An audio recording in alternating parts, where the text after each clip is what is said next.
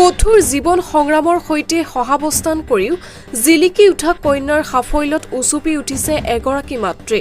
দৰিদ্ৰতাক নেওচি জিলিকি উঠা কন্যাৰ সাফল্যত উচুপি উঠিছে এগৰাকী মাতৃ। কন্যাৰ সাফল্যত ধনৰ অভাৱতে উচ্চ শিক্ষাৰ পৰা বঞ্চিত হ'ব নেকি তাকো সন্দেহ প্ৰকাশ কৰিছে মাতৃ প্ৰতিমা ভূঞাই। উল্লেখযোগ্য যে সদ্য ঘোষিত উচ্চতৰ মাধ্যমিক চূড়ান্ত পৰীক্ষাত কলা শাখাত শতকৰা 88.29% নম্বৰেৰে আটাইকেইটা বিষয়তে লেটাৰ মাৰ্ক লৈ উত্তীৰ্ণ হোৱা কলাইগাঁও এনি ভূঞা নামৰ মেধাৱী ছাত্ৰীগৰাকীৰ পিতৃ ৰামেশ্বৰ ভূঞা আৰু মাতৃ প্ৰতিমা ভূঞাৰ একমাত্ৰ সন্তান। হাইস্কুল শিক্ষান্ত পৰীক্ষাতো জিলিকি উঠা অতি মেধাৱী সম্পন্ন ছাত্ৰীগৰাকী এইবাৰ কেৱল অৰ্থৰ অভাৱতে উচ্চ শিক্ষাৰ পৰা বঞ্চিত হ'ব বুলি আকাংক্ষা প্ৰকাশ কৰিছে মাতৃ প্ৰতিমা ভূঞাই। মাইনাৰ ৰিজাল্টত মোৰ ভাল লাগিছে, কিন্তু দুখো লাগিছে মোৰ, কাৰণ তাইক যিখিনি আমি সা সুবিধা দিব লাগিছিলে সেইখিনি সা সুবিধা আমি দিব নোৱাৰিলোঁ। তাই বহুত কষ্টত মানে পঢ়িছে।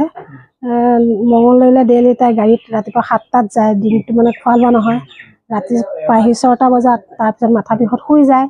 এনেকৈ কৰিয়ে তাৰমানে তাই গোটেই 2 বছৰ পাৰ কৰিলে, মানে তাইক আমি ৰাখিব নোৱাৰিলোঁ টকা পইচাৰ অসুবিধাত। এনেকৈ বহুত কষ্ট কৰি তাই আজি যিটো ফল পাইছে সেইটো ফলক লৈ মই মানে সন্তুষ্ট বুলিয়ে ক'ব লাগিব। কিন্তু তাই আৰু অলপ আশা কৰিছিলে, দুৰ্ভাগ্য মানে সেইটো নাহিল আৰু তাই যিটো ইচ্ছা কৰিছিল। তাই অল ছাবজেক্টতে লেটাৰ পাইছে। হয়, মেট্ৰিকতো ভালে আছে তাইৰ ৰিজাল্ট।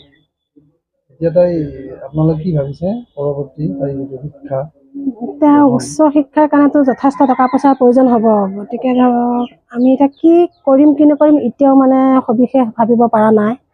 সময় আমাক যেনেকৈ লৈ যায় তেনেকৈ আমি আগবাঢ়িব লাগিব।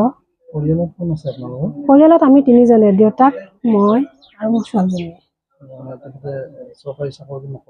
চৰকাৰী চাকৰি আমাৰ এজনৰো নাই। অতি কষ্ট মানে কৰি আমি চলি থাকোঁ আৰু তেনেকৈ। হয়, সন্তুষ্ট। মঙলদৈ এখন বেচৰকাৰী বিদ্যালয়ৰ পৰা উত্তীৰ্ণ হোৱা ছাত্ৰীগৰাকীক উচ্চ শিক্ষাৰ উত্তৰণৰ ক্ষেত্ৰত আপুনিও অলপ সহায় কৰি আপুনিও প্ৰকাশ কৰিব পাৰে মহানতা। ইপিনে বুধবাৰে কলাইগাঁও প্ৰেছ ক্লাবৰ সভাপতি টংকেশ্বৰ বৰুৱাই ছাত্ৰীগৰাকীক ফুলাম গামোচাৰে আদৰণি জনাই এনি ভূঞাৰ শৈক্ষিক জীৱনৰ শুভেচ্ছা জ্ঞাপন কৰে। News desk report, Kalaigaon live.